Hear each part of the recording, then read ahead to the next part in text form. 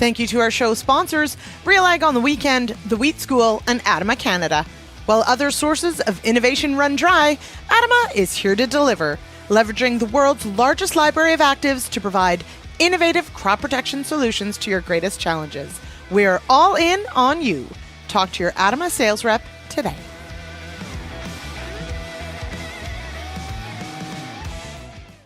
Hello, all. Welcome to the Agronomists. I did hear there was some sort of hockey game going on tonight, so I hope you've got both screens going and you're focused on the one that really matters, which is right here on the Agronomists with us. I am Lyndsey Smith. I am your host. I am super excited about tonight's show. It's going to be a good one. This might be the show that had the most quick discussions right before we went live on all the different things to talk about. So I am super excited. Yes, Brendan, go Jets go. That's correct.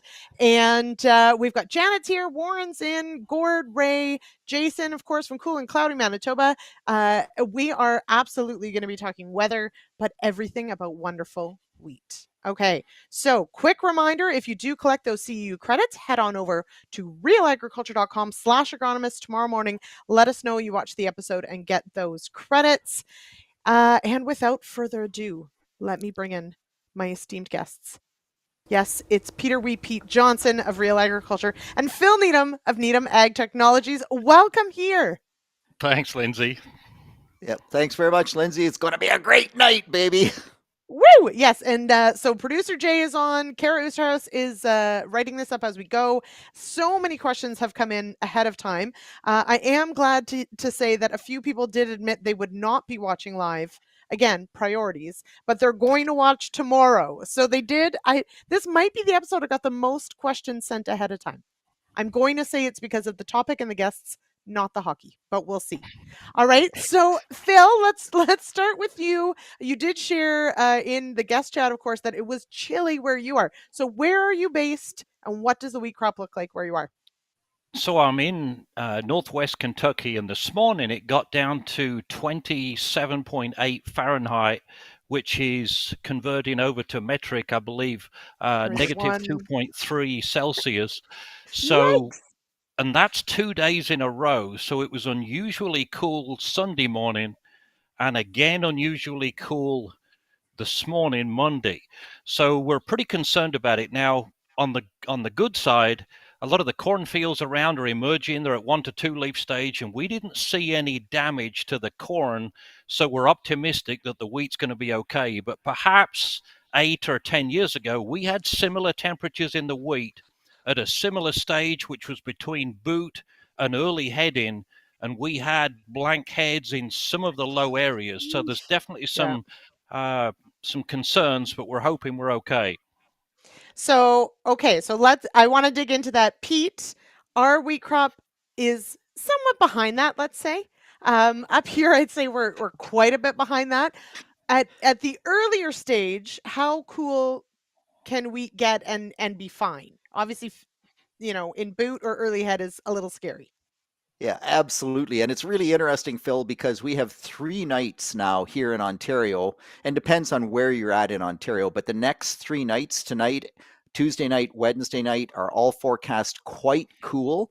-3, I believe, tonight in some areas, Celsius, and perhaps even chillier further north. So I've been getting lots of questions because our wheat is generally at late tillering to just beginning stem elongation. So sort of growth stage 30, maybe down in Essex County, growth stage 31. And we can take tons of cold temperatures at that stage. It's probably still -9 because the growing point is below ground until we hit growth stage 31, and very little of the wheat is there. The greater concern, Lyndsey, and I know this is a wheat session and should be a wheat session, but we're getting to have quite a bit of winter canola here in Ontario. Yes. And that warm week in April, it is in bolt stage. So it's full bolt in Essex County, and -3. That's pretty chilly on canola in full bolt. Now, the beauty of canola is that if we kill those flowers, most likely it will just reflower and it will be okay. But just really interesting that the temperatures, Phil, are quite similar, but the growth stages are dramatically different. Yeah, we had a spring freeze on canola. We have some winter canola here in Kentucky also. And 3, 4 years ago, I think it got down to, I don't remember, 25 Fahrenheit, something like that on canola. And it blasted a lot of the flowers off, but a lot of the flowers repopulated from the bottom, as you've already Hmm. said. But we had some stem damage in the canola that resulted in lodging. It Mm. actually blew the stems open in some of the lower Yikes. places in some of the fields. Yeah. So now Warren Steckenberger shares, now this is much later, but 2020, similar weather hit the wheat at day -1. And he said it resulted in about a 50% yield hit. So I is there so we know sort of the wheat is okay until approaching where the wheat in Phil's neighborhood is. And then when are we safe sort of after? Like really, is it just so incredibly susceptible to cold once that head's emerged? I would think most of the research indicates if it gets much less than 28 to 30 Fahrenheit, which I think is around -2 to -3 Celsius, after it heads out, I'm going to say from boot to early heading, I'd be pretty concerned, okay? And the big Mhm. challenge, and we've had thermometers out for the past few days trying to log these temperatures so we can record and learn what we see and gather data so we can kind of correlate the two. But there's a huge amount of variability in fields. I mean, we've learned that more Mm. recently when we get better data loggers. Just a 3, 4, 5, 6 foot maybe elevation in fields can make 3 or 4 Fahrenheit differences in temperatures. So it makes a massive impact on temperature and potential freeze injury just by region of fields. And we've seen that before. Like I said, the last late spring freeze that we got, some of the lower areas were hurt and the higher ground, no impact at all. That's fine. And well, we'll all try and wrap our heads around Fahrenheit, Peter. But we also we no we on today's radio show, you were on the show with me today and talking about similar impact for say corn or those sorts of things. Just that little bit of roll in the ground can make a huge difference when it comes to these cold temps. Yeah, microclimate, microenvironments within the field, little depression areas, absolutely. The other thing that Phil didn't mention about this is it's the how cold it gets, but it's also how long it stays at Hmm. that cold temperature.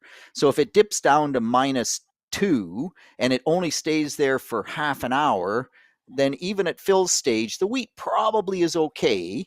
Whereas if it dips down to -2 and it stays there for 6 hours, then I think the outcome is quite different. So if it's a really sharp, short dip, you can often get away with it, but that length of temperature also plays from that perspective.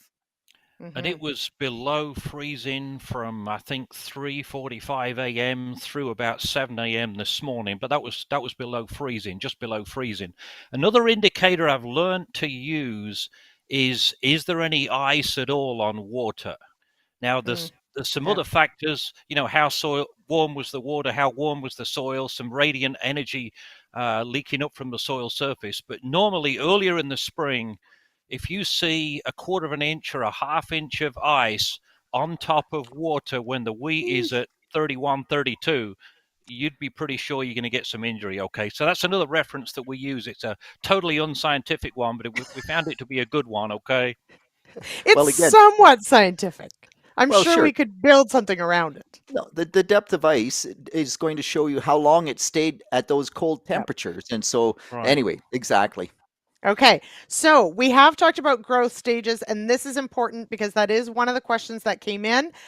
Phil, I'm not sure, this cold dip that you're also getting, we'll see, I guess, how prolonged it is for you, but also here in Ontario, the weather doesn't look great for a little while. So the lot of questions coming in about PGR use and trying to hit that window.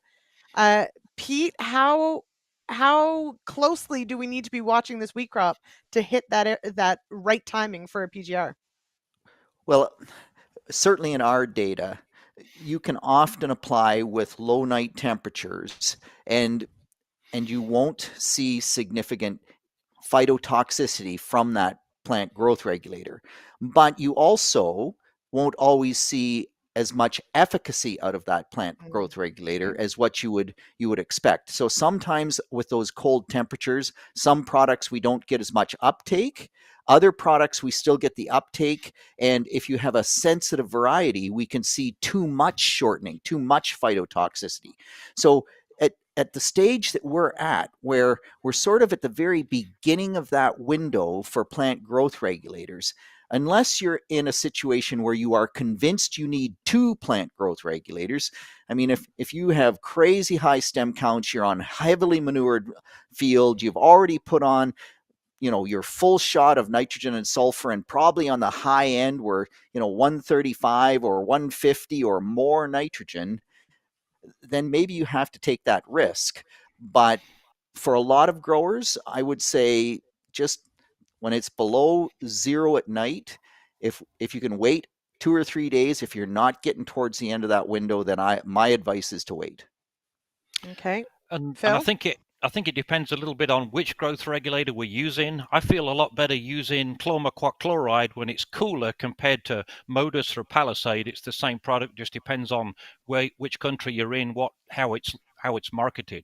But Modus or Palisade tends to be a little bit more sensitive to cooler temperatures, any kind of stresses, wet soils, cool soils, freezing temperatures. I certainly wouldn't recommend applying Palisade or Modus during any kind of stress conditions. And if you look at the label in many countries around the world, it says do not apply in stress conditions. And it gets pretty hot too when you start adding certain other products with it. Some herbicides, for example, we wouldn't want to add with Palisade Modus, but I'd feel much more comfortable adding it with chlormaquat. So I think it depends a little bit on the product also. Yeah, and I think that so Phil, I think the reason that Modus has those temperature restrictions more so is because we still see full uptake, whereas with chloride we tend not to get as much uptake as at those lower temperatures. The two products are quite different from that standpoint, and varietal sensitivities as well. We have seen some varietal sensitivities, and that this is all part of the learning process. The reality is that you shouldn't have backed yourself into that corner in Ontario this early in the game. You really should still have some, in those situations, split nitrogen. That helps with lodging, and we're still got some window to go. So hopefully nobody's backed themselves into that corner. All right. Yeah, I'm not even sorry, Phil. I'm just going to quickly, I'm not even going to try and say the active ingredient that you guys did. But just quickly, I wanted to note Kevin Bishop here. So he says he's got wheat that's knee high. Now he's out on the West Coast. So he's in the Fraser Valley. He's got the manure. He's got all the goodies in the background, Pete. So Kevin, if you want to volunteer, if you've used a PGR or not, great. But that to me sounds like a high risk of lodging anytime Kevin's going to grow wheat. Well, and he's got so much moisture mostly in that region. It's a high rainfall area. But my question for Kevin would be, are you taking it for grain and need the straw to feed the dry cows? Because Kevin's a dairy farmer, Phil, if you hadn't figured that out. Or actually cutting that wheat as a forage crop and using it as a forage? Because if you're using it as a forage, just power it to it and cut it at the right stage, and hopefully it hasn't lodged by then. You'd really have to power it to get it to lodge by flag leaf stage. You can, but it's pretty challenging. And yeah, so going for silage at flag leaf. Kevin just put that in the chat. So in his situation, I don't think he needs a PGR. And in fact, I would have to look at the label to know what the pre-harvest interval was, whether he would even have time for that PGR. Yep, for sure. And if it was for grain, if you know there's a lot of groceries under it, from a point of view of residual nitrogen especially, the two big things: find some short varieties that have a known resistance to lodging or a high resistance to lodging. So generally the shorter varieties stand better, not always. Some of them got stiffer stem characteristics, thicker stem characteristics than others, but generally the shorter varieties with the stiffer stems and the good lodging resistance are what you'd start out by using in that environment if you was taking it for grain. And then you'd follow up with probably not planting it at the early end of the planting date range. You'd probably plant it still on time, but you'd probably plant it towards the later end of the window, the ideal window. Okay.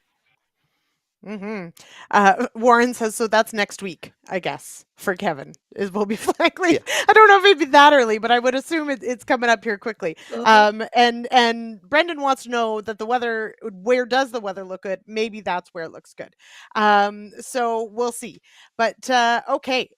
We've got so many things to cover tonight. So we are going to talk sulfur. I do want to everybody get your questions in early because we have so many things to cover that if you've got specific questions, please put them forward for our panelists so we can hopefully get to as many as possible. I do want to, Phil, seeing as you mentioned it, and Pete, you have as well, the stems, all of those sorts of good things. So let's back up a little bit and go into managing for our heads per square meter or per square foot. I'm not sure what we're supposed to call it right now.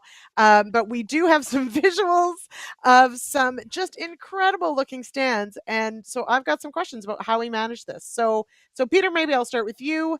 Do we have a tale of two crops, the early and the late? Or what have we got here in Ontario that we're trying to manage?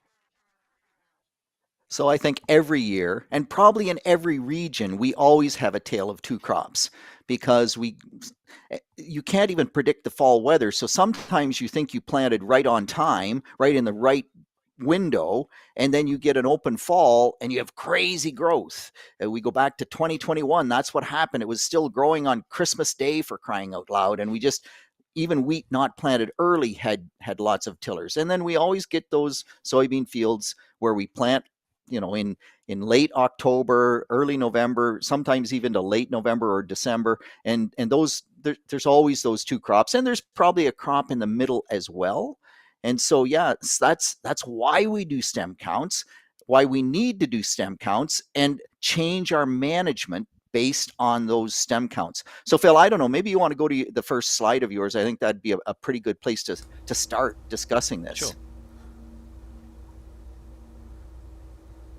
All right, can you bring up slide number 1, Jay, please? Okay, so what we're doing here is we're taking stand counts. So we basically randomly throw a yardstick across the field and then move it perpendicular between the rows as what you see in here. And we count the number of emerged plants per yard of row. And we get plenty of counts, and some example counts are recorded on the notepad that you can see to the right. So we're basically counting the number of plants per yard of row. And for example, on this notepad, we've got a 60, we've got a 63, a 61, a 42, which would obviously be lower, a 60, a 61, a 62, a 55, a 62, and so on. And then we obviously divide the total by the number of samples to get an average. And in this example, this is spring wheat just south of Fargo. Fargo, if you're from there, they always end the sentences or the words with a high. You go up. Yes. Fargo. So we ended up with 276 plants emerged per square yard, and you'd have to convert that to square meters, but 276. So we're looking for two things. We're looking for the average number of plants per square yard, number one, and then we're looking at the amount of variability in the numbers per yard of row. And we'll get to residue management in a minute. This was wheat after soybean, spring wheat in this example. No-tilled straight into soybean residue. Residue was spread pretty well, but not a lot of residue. I think the beans in this example, the previous crop, were 30 or 40 bushel beans, and there's not a lot of residue in 30 or 40 bushel beans, as everybody knows. So get a number so you understand how many plants you've got per square yard on average. Look at the amount of variability that gives you an assessment of how good of a job the drill did, especially when you look at different parts of the drill. So on the wings of the air seeder, in the wheel tracks of the air seeder, for example, see how good of a job the seeder did. And I consider myself an expert in stand counts only because I do a lot every year. And we're also looking for weeds in this example. So look how uniformly the plants are emerging out of the ground also. So these are the things that we start by doing once the crop begins to emerge. So you can kind of benchmark how your drill did, and you can learn how you need to manage that crop based on plant populations. I would like to point out, sorry, that the second one says, is that lambs? I'm going to assume lambs quarters, but I'm just going to take it as just lambs in general, that there were lambs. Yeah, just Woolly everywhere. pigs. Woolly pigs. Phil, I have sheep, so I have to throw to lambs anytime I can. Okay, but I like this because you've got your weeds, you're looking at your weeds, you've got your stand counts, you're getting a general sense of evenness and those sorts of things. So now what do we do with this number? Let's go to number 2. And this kind of plays off of number 1. All right. For those of you that aren't using the Canopio app on your mobile device, I'd certainly encourage you to do it. It's a free app, and all it is it uses the camera on your mobile device. You shoot down from a height of 3 or 4 feet above the crop, and it gives you percentage canopy density, and you need to correlate this to specific growth stages. So this was around 31 growth stage, around fig 6. I'm shooting straight down, and we're looking for 80 or 90%. So we want 80 or 90% ground cover. So number 1, that's our goal. And I think if you look at some of the high yield producers around the country and around the world, they want high biomass readings at Feeks 6 or Zadux 31. So that's important. It takes adequate plant population, adequate plant health, ideally narrow rows, to be able to achieve somewhere in the order of this standard of biomass. So if you're not using this app, it's free. I'd strongly encourage you to use it. I've been talking to Dennis Pennington recently. I'm going to encourage him this year, if there's still time, to use these biomass readings through the Canopio app in the yen program this year. Because, Pete, wouldn't it be interesting to correlate yields to early biomass percentages? Yeah, absolutely. And actually, we've used this app in our research program. The one thing I will say that I find really interesting is that leaf architecture will impact your percent light interception, right? Definitely. Right. The Yep. number you get out of that Canopio app. And so you almost need to calibrate it not only to the growth stage, but also to the variety that you're growing. Because if it has a really upright leaf, it can still be a great yielder and not look like it as much on the Canopio app. So it's an awesome tool, but there's a little bit of interpretation needs to go with it. That's So- right. Now, another Oh, good tool go that ahead, we Phil. use it for is to kind of assess the amount of variability in a field, because I could take this image here, which comes out at almost 81%, and I might move over 3, 4, 6 feet, whatever it is, one way or the other, and still take an image from the same height above the canopy, and it may be 60%, it may be 90%. So it gives you an opportunity to evaluate or assess the amount of variability in the fields, because for high yields, you obviously need good standards of uniformity. And this is another measure that we can use to assess the seeder performance, the residue management performance from the combine, and many other things, okay? Warren has a really good point. He says this could be applied to previous year's yen. If you've got photos at growth stage 31, load them in and take a look. So that would be interesting. We can always see if we can do that. Now, Phil, we're going to go back just quickly. So Jason Vogt did some math. So he's out of Manitoba, just north of Fargo. And Fargo, we have to go up at the end. And he says, Fargo, he says roughly 23 per square foot for plants. Now that's just plants. Did you count tillers? I don't know. And he says that's low. Now this is spring wheat. So were you happy with that stand? Is that number correct? I did not do the math. I'm trying Lyndsey, to host. But I just want to jump in quickly and say the one thing that Phil didn't say and might be throwing Jason's numbers out is row width. Because if Jason's assuming 12-inch rows and they were actually 7.5-inch rows, that makes a huge difference. Yeah, and there we go. 30. That's a good point, Pete. Thanks for that. So in the reference, that would be about 30 plants per square foot when you convert back to square foot. So absolutely, Pete, good point. Reference it to the row spacing. A lot of guys in Manitoba would be either 7.5 or 10. So make sure you reference it. But the big thing about plant population, whether it's spring wheat, whether it's winter wheat, you've absolutely got to look at your conditions. How much residue have you got on the soil surface? If you've got great conditions, lots of tillage, no residue at all, then you trim back the seeding rates. And the stand count image I showed last image Go back to the last one if you would, Jay, please. So there's very little residue in this field, okay? And now right behind the guy taking the stand count, there might be a spot with a little bit more residue, but this field had pretty low residue because of the lower yields. So when you've got low amounts of residue, lots of soil like that, and this was no-till, you don't need high seeding rates. But when you get into situations with a lot of surface residue, especially wheat after wheat, and that's not common in the east, but obviously if you get into Saskatchewan, Manitoba, Alberta, there is some. Then we start escalating the seeding rates, and as you plant later, we generally increase the seeding rates also because there's less opportunities, especially in spring wheat and winter wheat too. You just get less tiller in as you plant later. All And, right. and can So, I just, Lyndsey, yeah, go can I ahead. jump in for 1 second? It Of just course you drives me can. nuts because even Warren hasn't said anything about this. You look at those counts that Phil has there, and I don't know, they range from like 42 at a low to maybe Yeah. 68 or something at a 60. high. If that was corn, Warren, we'd be pulling his hair right out. It's like, that is unacceptable. But wheat, yeah, well, it's just normal. Have a nice day. It's wheat. Come on, Pete. We're baby steps, okay? We're making inroads. We're improving year over year. Give us a bit of time. Okay, we have to take a very quick break. Thank our show sponsors for tonight, and then we're gonna get back into managing this crop for greatness. All right, here we go.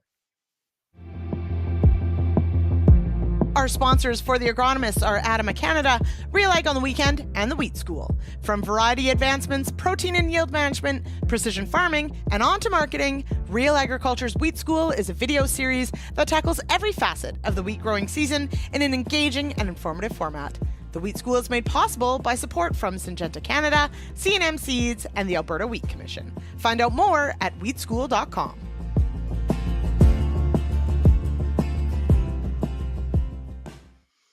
So, Pete, I don't know if you saw the comment there, but he was impressed at how tight the grouping was. His counts are way more variable from that. So, way to go, Warren. All right.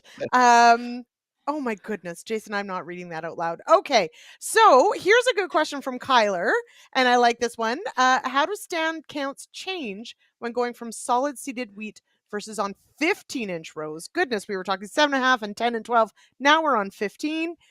Let's just unpack the row spacing question, maybe more generally, even of keeping this in mind, that it is important when you're trying to determine your plant counts and your tillering. Sure. So if you're going from 7.5 inch to 15, you'd need approximately twice the number of seeds per meter of row or yard of row. We're pretty much looking at plants per square yard or plants per square meter. So row spacing generally wouldn't have an impact on that. Now, absolutely, we're not fans. Certainly, I'm not a fan of the 15-inch wheat, and we've done row spacing studies for many years, 30 plus years, and I don't think we've ever had a replicated study where the wider rows out yielded the narrow rows, even in drier areas of northwest Kansas, central Kansas, Montana.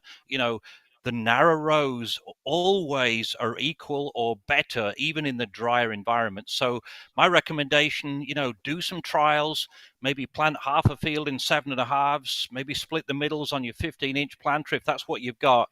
But we generally see between a 10 and a 15% yield loss going to 15-inch rows compared to 7.5. And don't forget, from a European perspective, 7.5 is pretty wide for a row spacing. And you can look at some of the work that Dennis Pennington's done from Michigan State University. He's got some really good data that shows the benefits of rows narrower than 7.5. Yeah. All And right, I might add Pete. that our winner, right, the yen winner last year, Jeffrey Crone, on 5-inch rows. And my other comment, Phil, would be if you're going to split 15s, 15-inch row wheat almost for sure is one of those useless hoe drills. And if you try to use a hoe drill and go in between 15-inch rows, you're liable to bury the 15-inch rows that you already planted. So be really careful, because if you bury those first 15-inch rows, it's not a fair trial. You're going to jury rig the results. Absolutely. Good point. Yep. Pete, tell us how you really feel. Okay.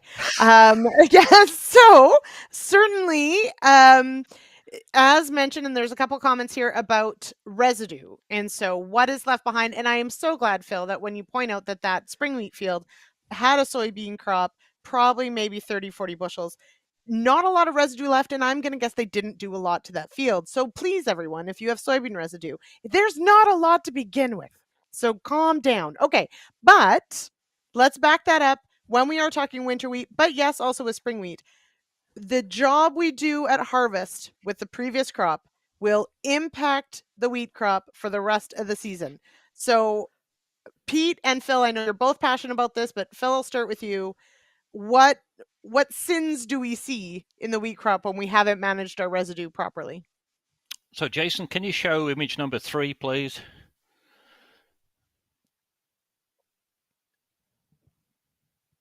Awesome, thanks. So this is a great example of bad residue management. So I don't know how long ago it was. It was 3 or 4 years ago. We did the Cereal Smart in Kitchener, Pete, and I was driving up the 401 east-west, and there was no snow at that time.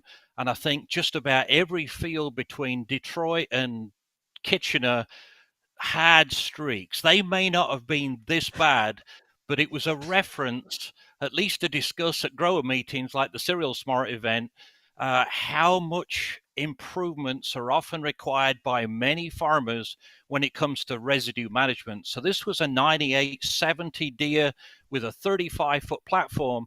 And what's the reason I showed this image, we're seeing more and more growers put in fungicides on soybeans, and you get lower areas of field. So if you look at the left center of this image, you can see the soybeans. They're dry, but the leaves are still green. You can see that green effect on the middle left-hand side. And it's extremely difficult to chop and spread damp, tough residue, even when the beans are dry, when guys are using fungicides. So top of the image, a higher elevation area of the field, beans are drier in the canopy, but bottom left-hand corner, lower area, no frost to kill the beans off, greener leaves, as you can see. So what we often see, I'm lucky enough to work with a lot of growers that are really, really particular. Not that this is one of them, obviously, but it's a good example.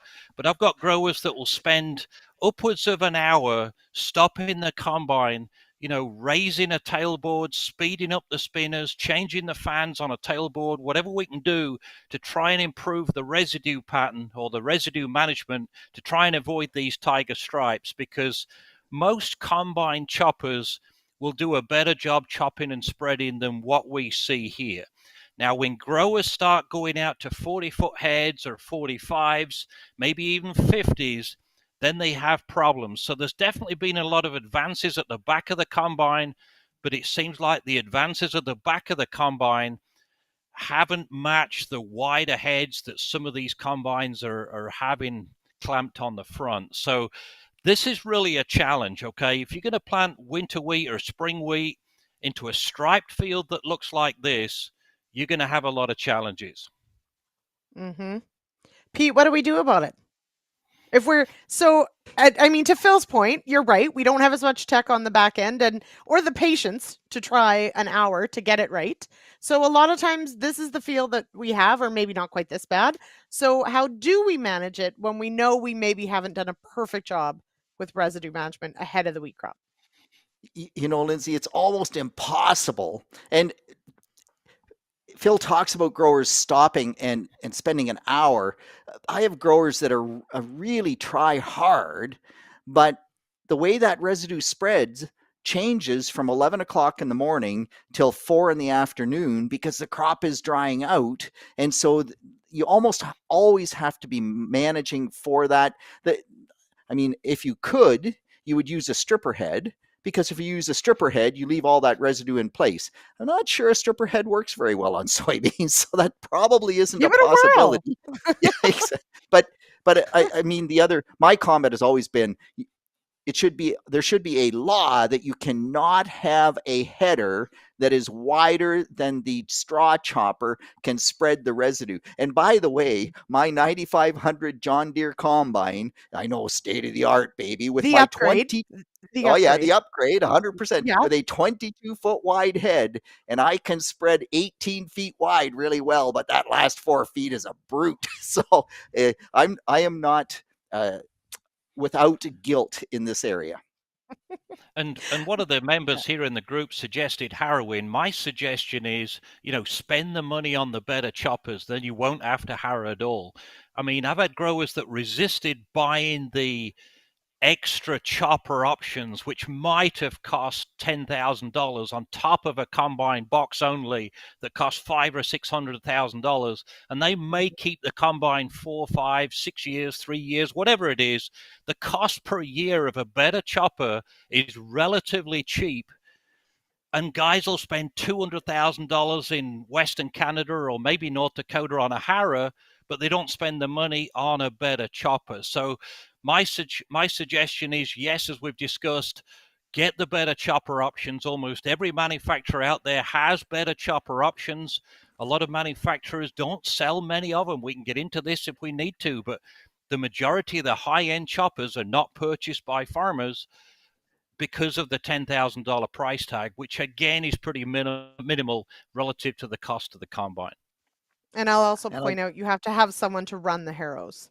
So Correct. not everyone has, a great uncle or a grandpa to keep busy to keep the harrowing up. So realistically, it also comes down to people power and diesel fuel. So there is that too. And diesel fuel. Good point. Yes. But the image that you see in front of you, I mean, that combine should do a better job spreading residue. It's got a 35-foot head. It might be spreading residue 20 to 25. That combine should can do spread better. 27, 28, 29 feet, perhaps. There is a wind from the front, which may have narrowed up the pattern a little bit. But the big things, even this combine, the stationary knives, the rotary paddles, add new knives, add new paddles. So there are some options on many combines with standard tailboard to adjust the paddles out, to raise the tailboard slightly, especially with sharper knives. There are some options to actually speed up the chopper rotor by adding a slightly smaller pulley at the back, so you can take your chopper speed from perhaps 3250 to 33, 3400. All of these things help.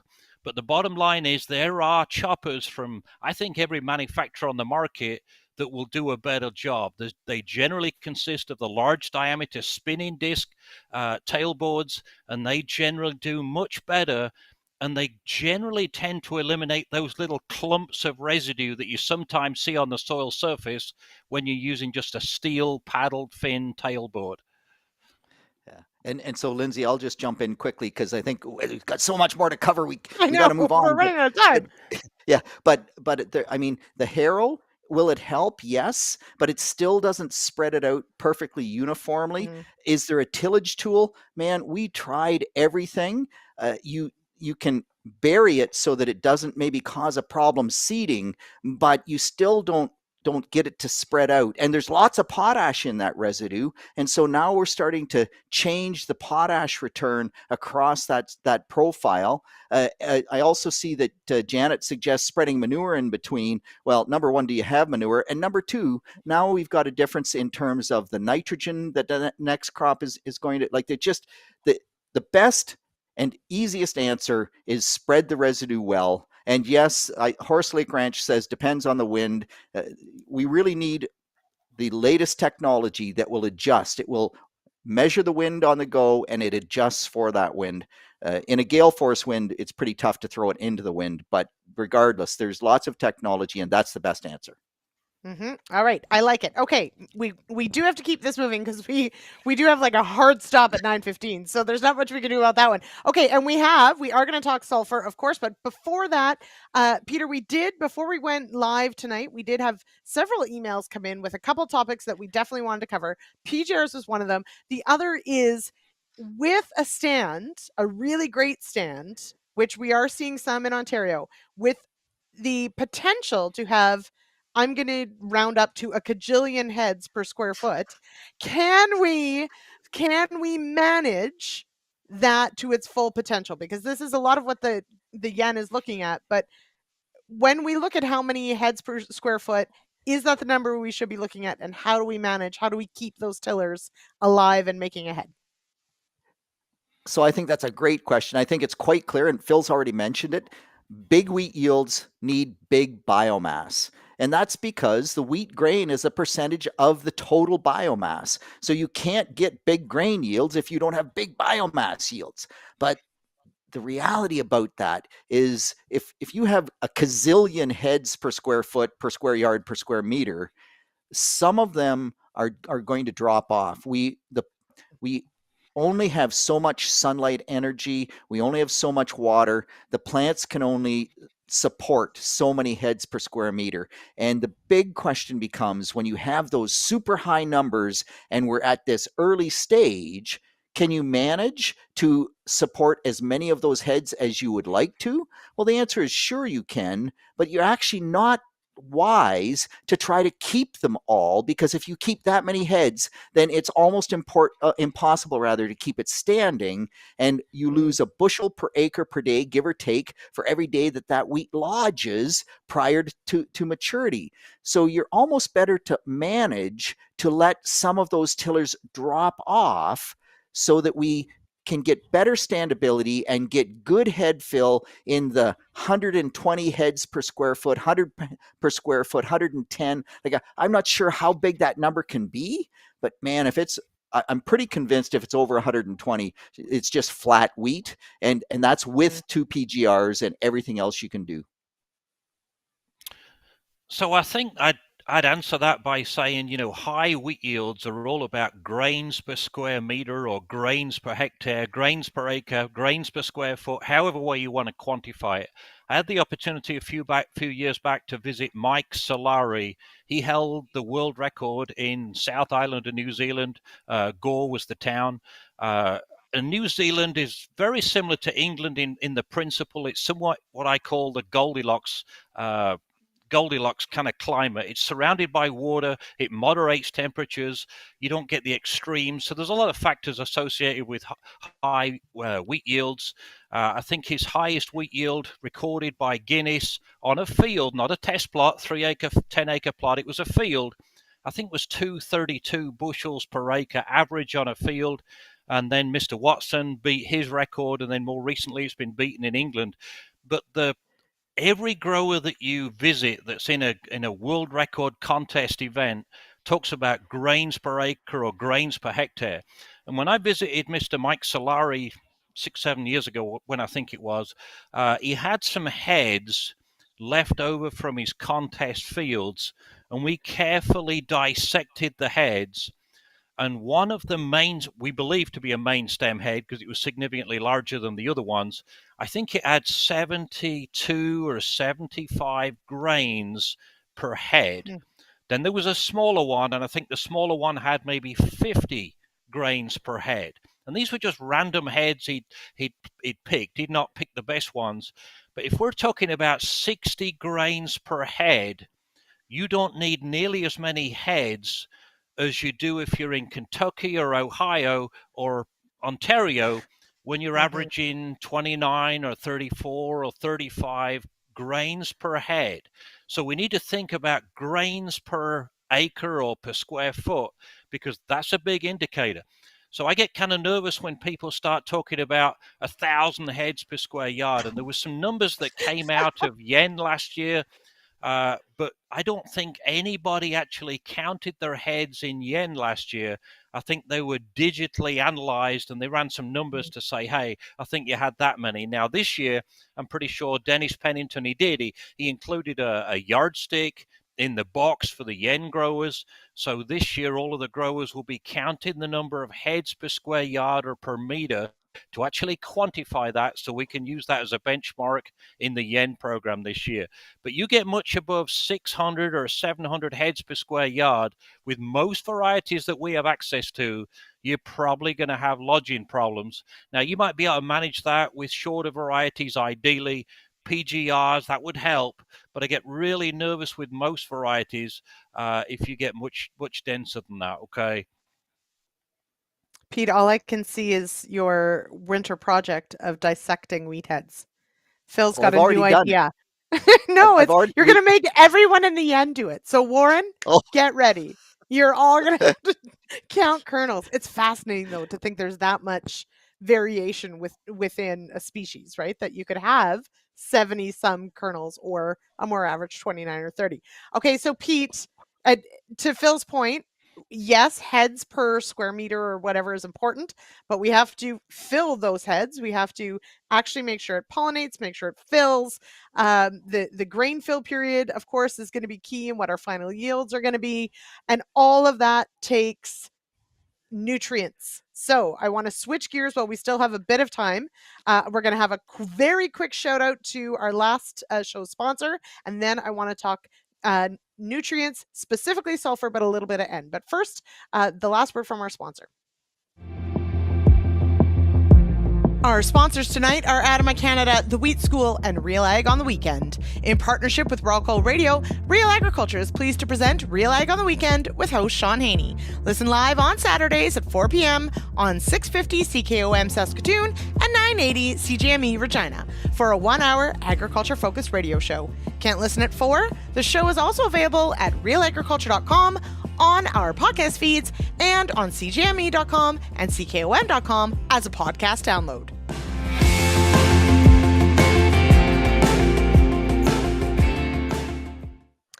Dennis Peddington has entered the chat, and he says average grains per head in yen last year was 29.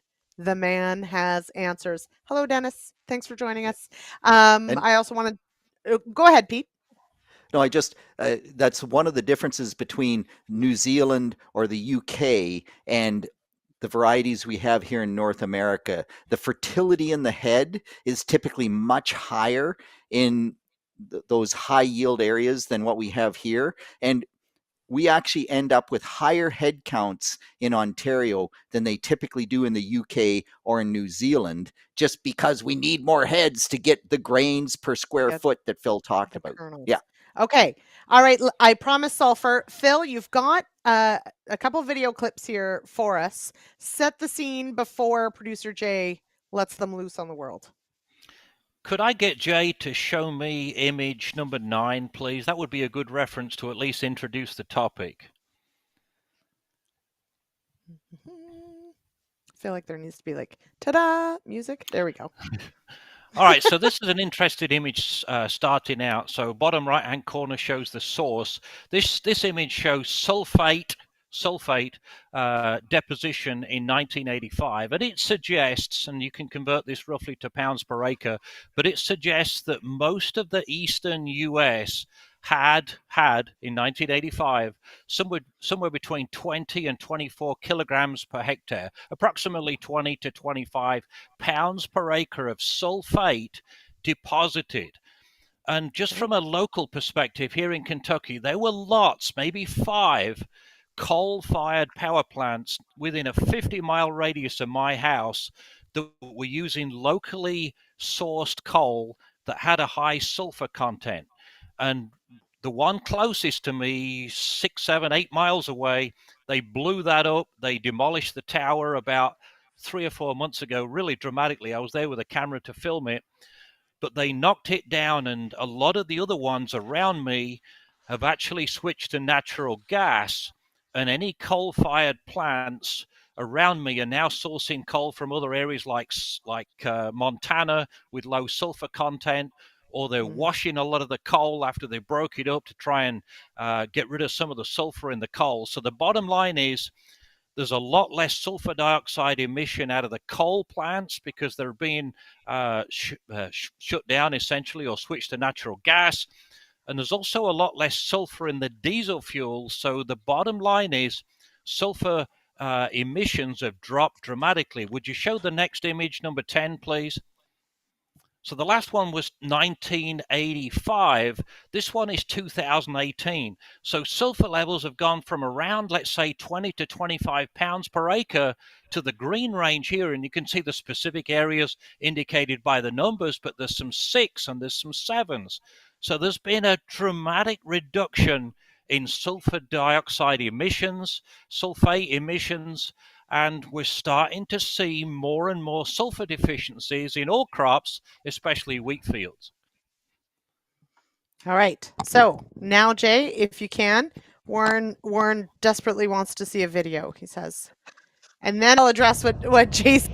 So it's the 15th of March 2023, and we're continuing to see some red clay hillsides that aren't greening up at the rate we would expect them to, despite adequate amounts of applied nitrogen in addition to sulfur last fall and sulfur this spring with the first application. So by means of a visual trial, I've just hand applied the equivalent of 17 pounds per acre of actual sulfur to this 15 by 15 foot area in an attempt to green it up relative to the wheat that's around it. So we've got a small area here that's on a hillside, like I've said, clay hillside, appears to be sulfur deficient, so we're going to try and green it up relative to the area around it. I've pulled some soil tests on this area, and it wasn't super low. It was in the medium range, which is intriguing. So we're going to continue to pull more soil tests in addition to some tissue tests, and try and see if we can create a visual difference with the sulfur, and look at those tissue samples also to try and draw some better correlations. So stay tuned. Today is the 22nd of April, almost 5 weeks after we made the application of 17 pounds per acre of sulfur to the small 15-foot square area. And we're already seeing a visual greening effect within the square area. And about 10 days ago, I pulled some tissue samples from around the square area of applied sulfur. And according to my notepad, the average sulfur level percent around the square area is 0.36%, compared to within the square area has a sulfur content of 0.52. So we've elevated it from 0.36 to 0.52 with 17 pounds per acre of applied sulfur. Now the sun is almost behind me, and I'm going to rotate with the sun in front of me in just a minute. Little background information: I've dug a small soil profile pit here. The soil type is a clay loam with a clay base, quite a few limestone rocks here. So it's obviously not the kind of place that anybody would want to put a replicated research trial, because there'd be quite a lot of variability and not great yields. Again, this is an eroded hillside with some pretty low organic matter, pretty thin topsoil. So it's an ideal environment for a sulfur response. So I'm going to rotate around to the point in which I'm standing with the sun in front of me, because you can see the square area even more vividly. So that's what 17 pounds per acre of sulfur does within this field in Kentucky on an eroded hillside. It is absolutely stark, isn't it? Also, why is the soil kind of yellow, Phil? So a lot of the soils in southern Kentucky especially have a lot of iron, so that makes them turn more red in color. And then we've got a clay base, so a lot of the topsoil's eroded away and it turns into the clay base, which is more of a yellow color. Okay, so I just want to quickly, before we dig into this a little bit more, Jason Vogt is exactly right. We should make it very clear that most of what we're talking about tonight is the winter wheat crop, because that is what is most common in Ontario and points east, but that there are significant differences between spring wheat and winter wheat as far as yield potential and how we manage them. There's things that are the same, Pete, before you yell at me. Yes, there are many things that are the same, but we do have differences and things that we have to think about beyond just timing. So yes, Jason, mostly tonight we're talking about winter wheat. Don't worry, we'll talk about spring wheat a little later on the Agronomists in a few weeks. Okay, so sulfur. We've set the stage. We obviously need it. So my question very quickly is going to be, when does the crop need that sulfur? So Phil, it's your clip. I'll start with you, but Pete, you let me know too. So the big thing, and I made a mistake when I made that comment, I said that field had sulfur last fall, that farmer uses 100 pound or 70 pound at least of maize, which should have given us 7 to 10 pounds of sulfur last fall. That grower actually had a demo drill and it wasn't set up with fertilizer in that field, so that field did not get the maize. I mean, there's all kinds of different fertilizer. We need to put phos in the row, but that field didn't get any P or S. So that was my mistake, and that's part of the reason that that hillside is yellower than expected. But I was shocked. Now, the big things, number one, it's no-till. The soils are cooler. The soils stay wetter for longer. We don't get the mineralization early from the organic matter, and there's not a lot of organic matter in a eroded hillside and a clay soil, a tight clay soil. When I dug that, the soil was tight. So there's a lot of factors: no-till, cool soils, wet soils, low organic matter close to the soil surface. You know, it's a place for a response. Now, 20, 30 years ago, we did a lot of replicated research trials when I worked for Miles Farm Supply, who brought me across to this country. And we did a huge amount of replicated trials and rarely saw a sulfur response. But a lot of that was because of the higher amounts of sulfate emissions that we talked about. I think the emissions have dropped off. We've got higher yields now of all crops, not just wheat, but we've got to look at applying more sulfur. All right, Pete, you can't wait. So go.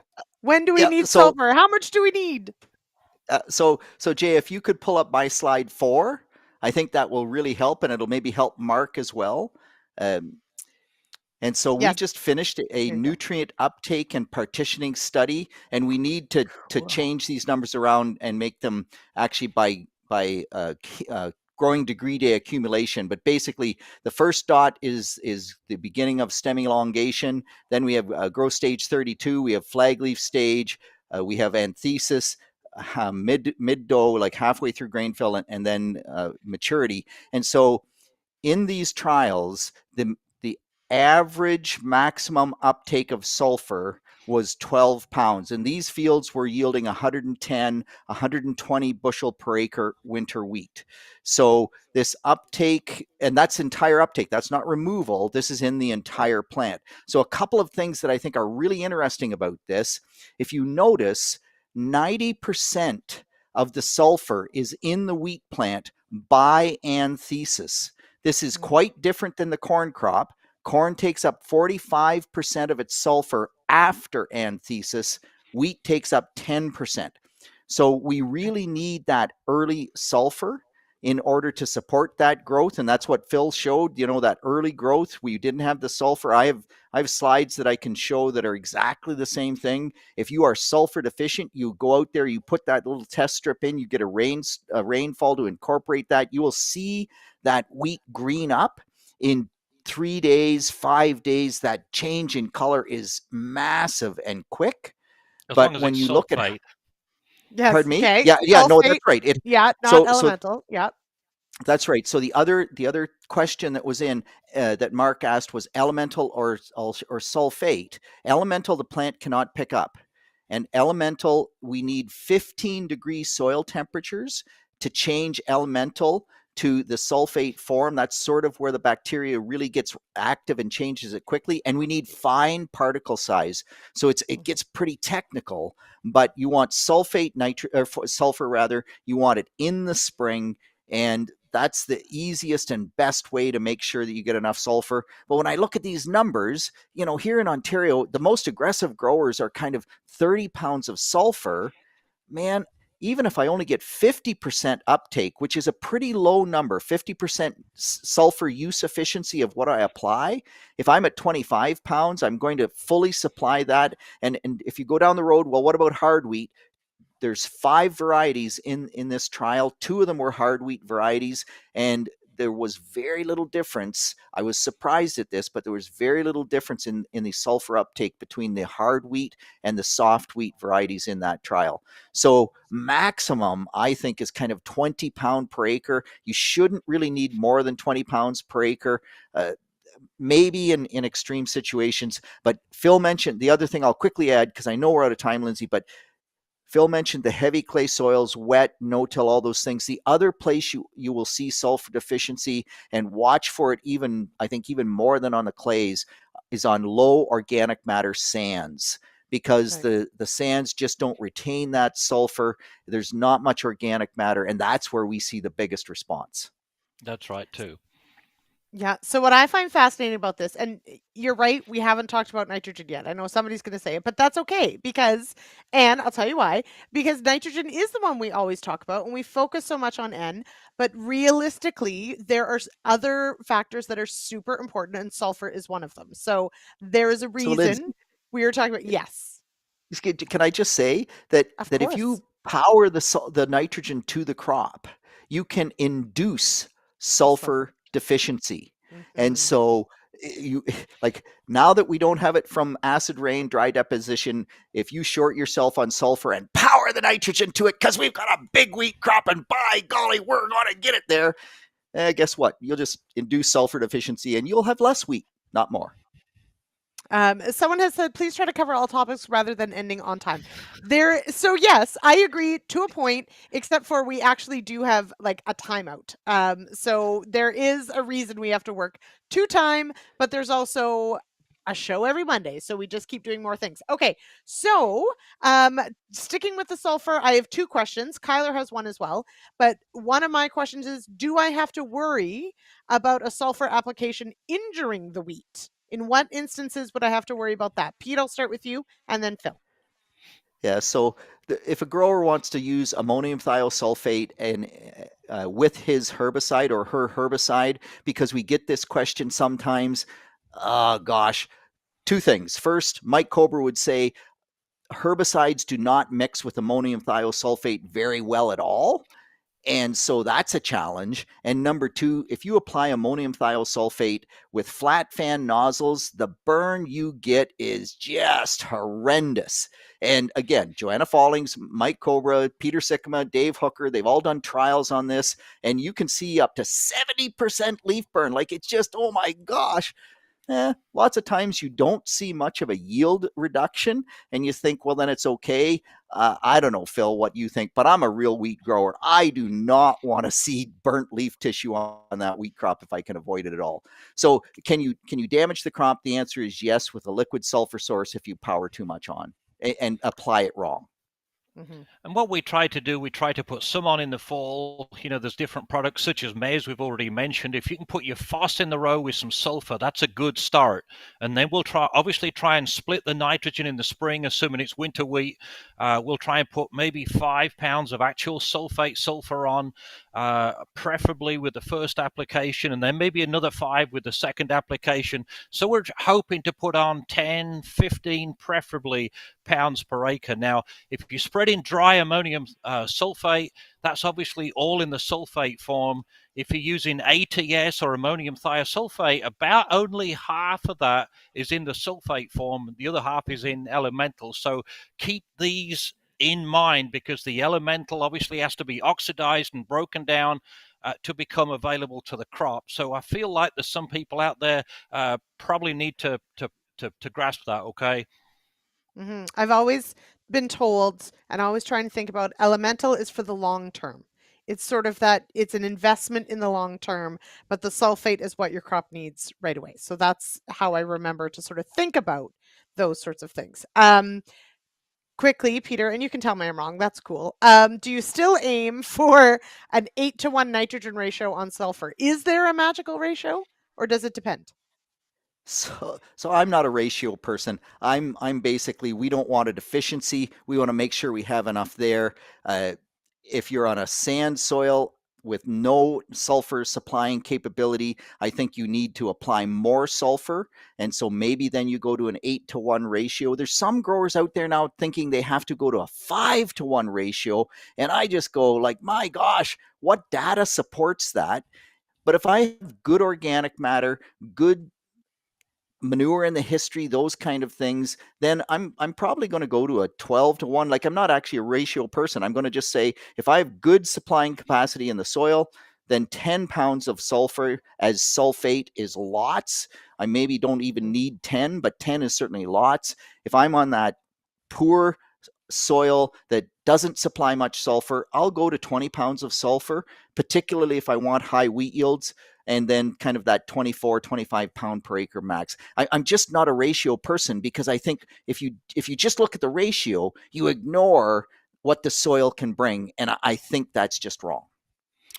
I agree with Peter. I think ratios would be a way of looking at it, but I think a better way of looking at it is to use soil tests, which are a good guide, but I think better still is tissue tests. So the yellow area I showed in the video a few moments ago had a 0.36% sulfur. The area with the applied sulfur had 0.52%. So we boosted it by 0.16%. Visibly, that was a lot. So I think a tissue test is a good way of quantifying it. I think the yen program that Dennis Pennington's helping manage or managing is really helping more and more growers, number one, pull tissue tests, and number two, interpret tissue tests. And then as the whole yen group continues to expand, we can start drawing some better conclusions. Now, on the same farm that I did the little 15-foot square trial on, we did some replicated strips, 4 reps in a field with the same sulfur product, but we're only often seeing the sulfur deficiencies on some of these eroded hillsides, poorly drained, less topsoil. You know, a lot of the time when somebody picks out a spot to do a replicated trial, it's generally flat soils, well drained, and often not the areas that you generally get super sulfur responses. So keep this in mind, okay? Maybe So we've some got big opportunities to do some variable rate based on soil types or topography. I love variable rate. Quickly, there are a couple follow-up questions on elemental sulfur, and this is always a good one.